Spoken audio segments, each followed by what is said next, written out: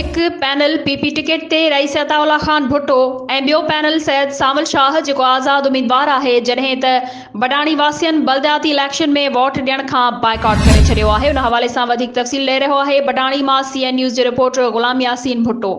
जी गुलाम यासीन, छा तफ़सील आहिनि?